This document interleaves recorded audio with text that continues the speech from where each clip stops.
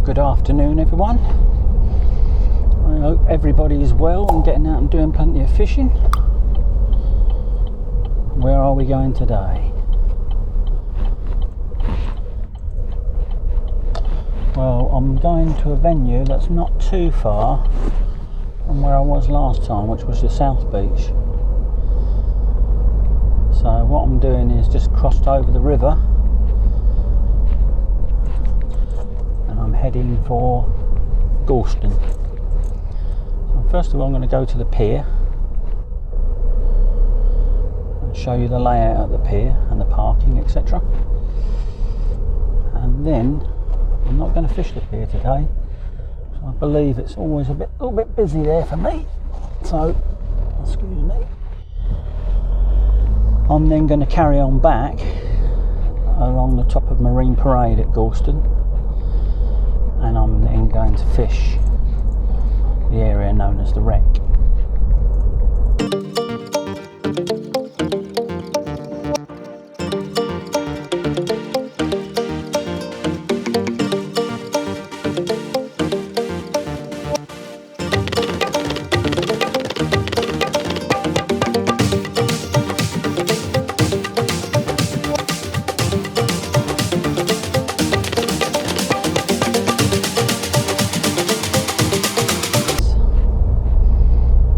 Every road you turn down at the moment is shut or a diversion.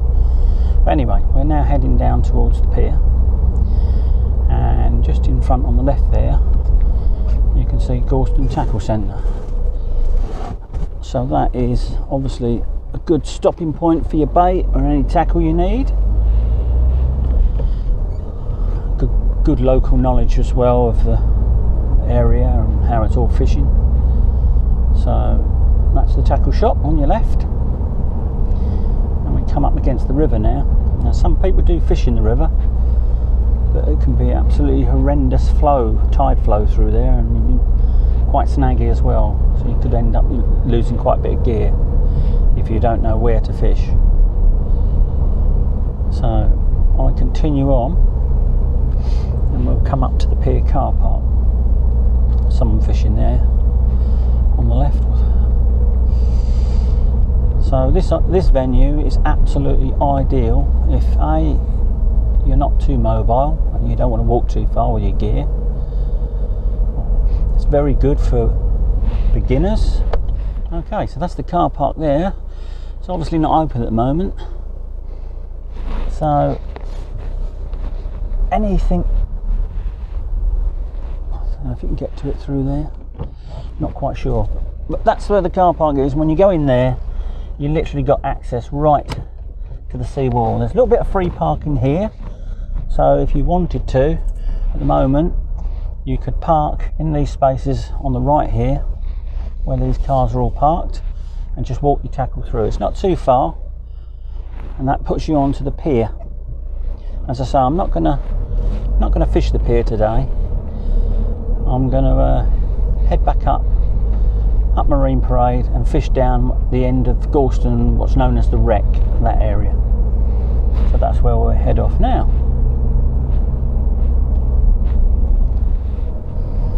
So here we are back on Marine Parade now, heading back down towards the Wreck area. It's all on side of the road parking here, and I believe it's all free, as is where we're going at the very end. Now just before you get to the end, there is a little free car park. It's got a height barrier there, and also what you've got to watch is if you use that car park in the evenings and you leave it too late, that barrier will be locked when you come back to your car. I don't really know what time it is. I don't think there's a sign or anything, but I know that someone in our fishing club fished there one night, went back to his car around 10 o'clock or something, and it was locked in, and it was quite a performance to get it out. He had to ring someone then had to come out and unlock the barrier and let him out. So if you're fishing during the day, that's perfect. But as I say, it's a free car park. There's an ice cream van normally in the corner, which there is now today. But what I shall do for this video is show you where I would normally park if I'm fishing into the evening, or fishing later than say 8 or 9 o'clock. So all this on the side of the road is all free parking as well. We're coming up to the top of the cliff there now, so basically just after this junction the road turns right here. I'll then pull into the left, get parked up in here, and I'll walk across the green to get set up. Okay, so once you've crossed that little green from the car, you've either got the option of a set of steps here. A little further up there you've got some zigzag slopes, so if you don't like steps, you can slope your way down onto the beach, and basically the fishing is all the way on this beach. Out there in the distance you can see a red marker buoy, that's roughly marking the wreck. And then as you can see there's a few anglers in the bays now, so I'm going to have to walk down quite a bit to get to a bit of space, and then we'll get set up and see what happens. Okay, I'm now down about 3 groins to the right of the access point, which is the end of that slope up there. That's basically the corner of the green, and there's already like 4 lots of people fishing, so I've had to walk a little bit further than I wanted to. I'm about 1.5 groins to the right of what is known as the wreck. So yeah, baits this afternoon pretty much standard to what I normally bring. I've got some frozen blacks, I've got a fresh herring, I've got some squid and some mackerel.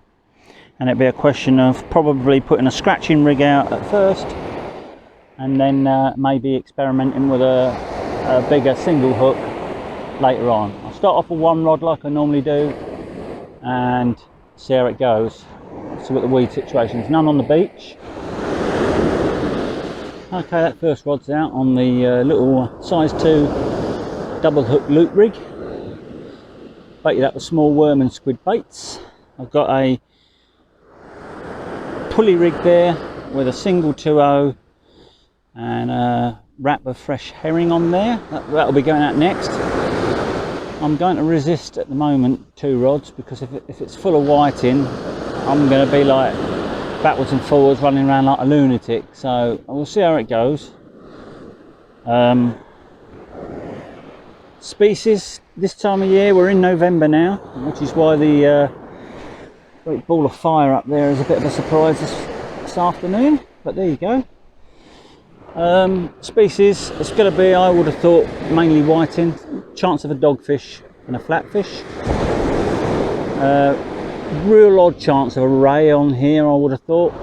They have been getting them up on the south beach and the north beach, but I just don't know if they get round that corner of where the outer harbour is. But they have been caught along here, so that's what I'm going to alternate with the fresh herring bait. If they're there, they'll take a fresh herring. So yeah, just coming up to the top of the tide next half an hour or so, and I'll fish it probably till dusk now and see how we get on. Little taps on that already, a couple of little pulls. And to say, what I might end up doing if it's whiting is just go to 2 pulley rigs with bigger hooks and see if I can get a better size whiting than what you normally get. Little pin whiting everywhere. Okay, that's been out about 10 minutes now. I've had a few little taps. Nothing that sort of resembles a proper bite, but we'll see. I've got the pulley rig ready to go out with the herring on, and then we'll take it from there.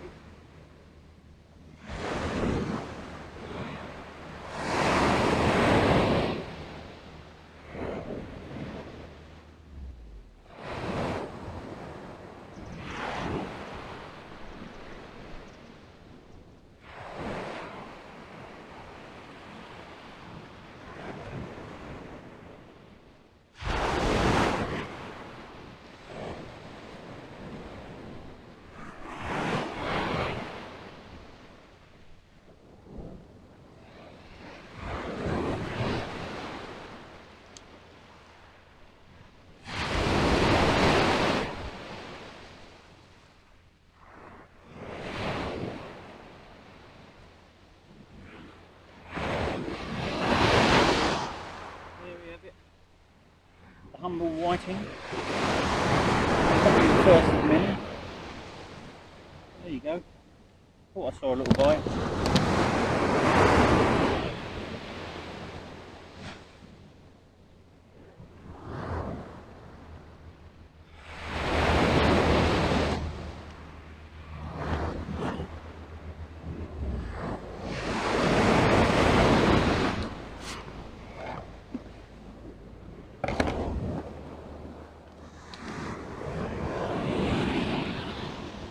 I probably think that little loop rig, the size 2 hooks,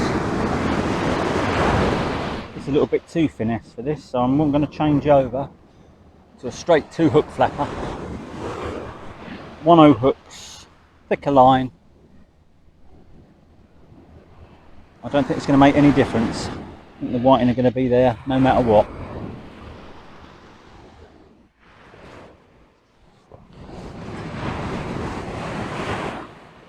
Dead in line with that now, that camera.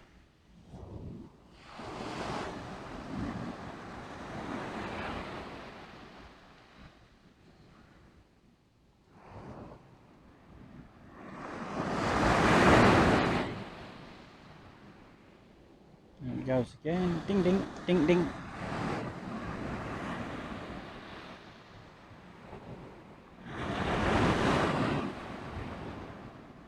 They're certainly not hearing the numbers yet, as they will be as soon as it gets dark.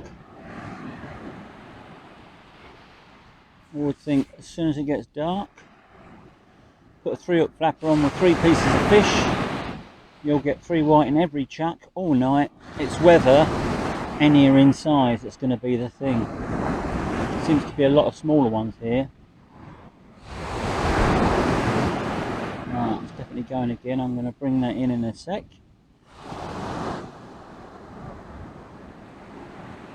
I've had 4 or 5 so far and they've all been undersized.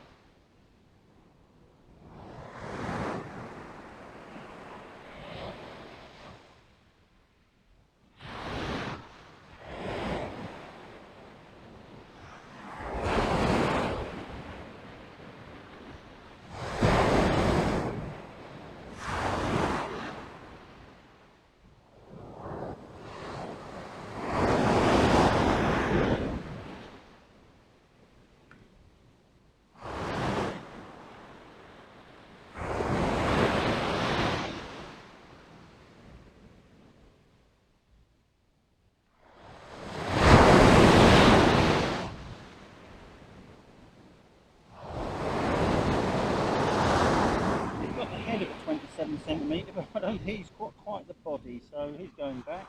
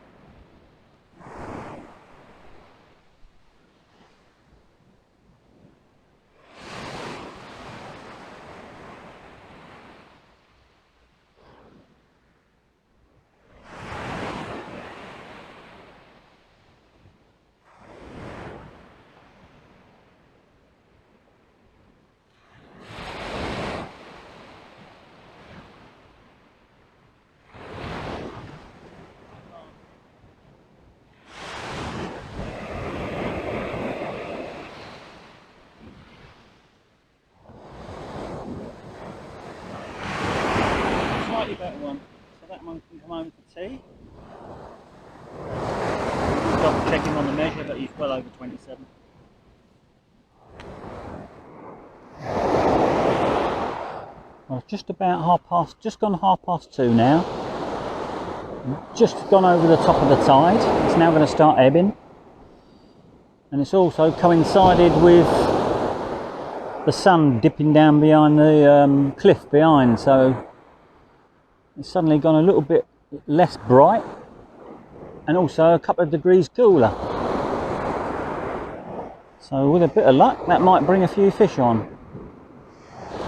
I only think it's going to be whiting, because that seems to be what everyone else on the beach is catching as well. Loads of little undersized whiting coming out. I've had 2 now in size, so at least I've got something for my tea.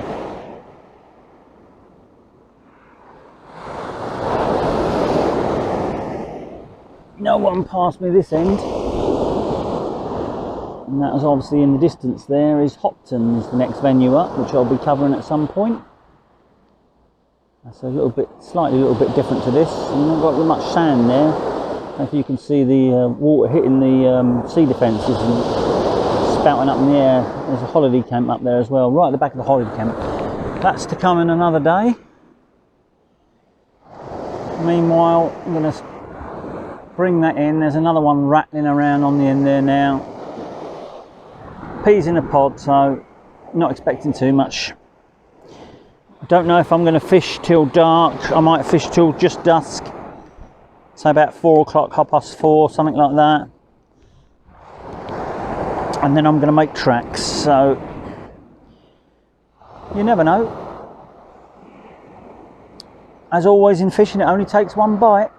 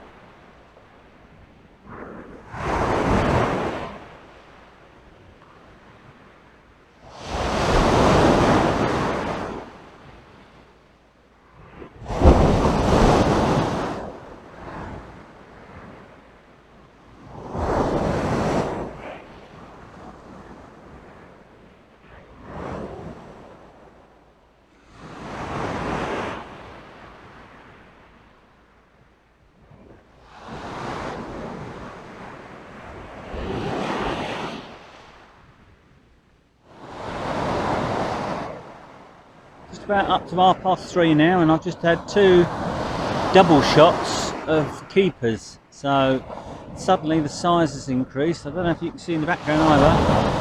It's like a fair old lump of weather coming across. I don't know whether that's just the night dark sky or whether that's some sort of rain, but anyway, probably got another half an hour to go.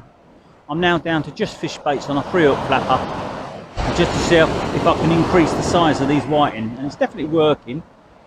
So I'm just popping it out about 40 to 50 yards. There's another one on there now.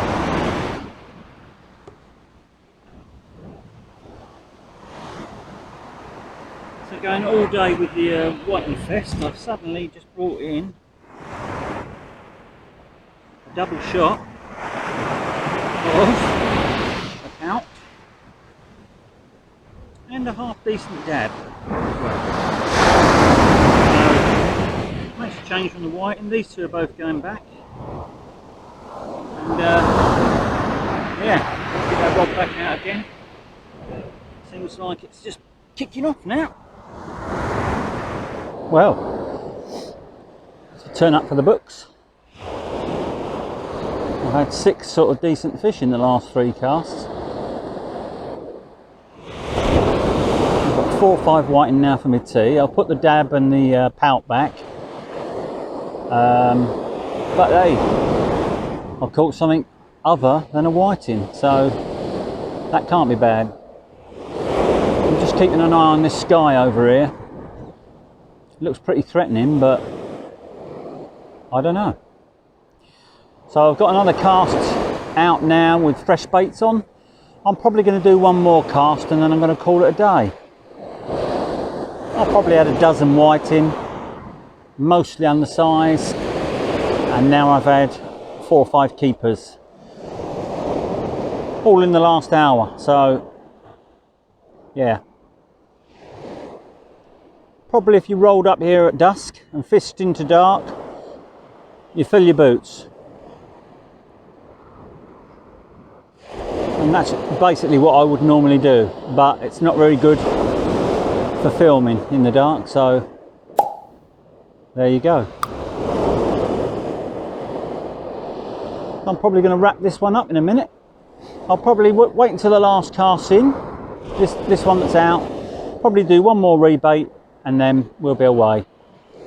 So I hope you enjoyed this. Don't know where I'm going to be next time. It's going to be somewhere else in Norfolk probably, and hopefully it won't be too long. So thank you very much for watching if you got this far. See you all again.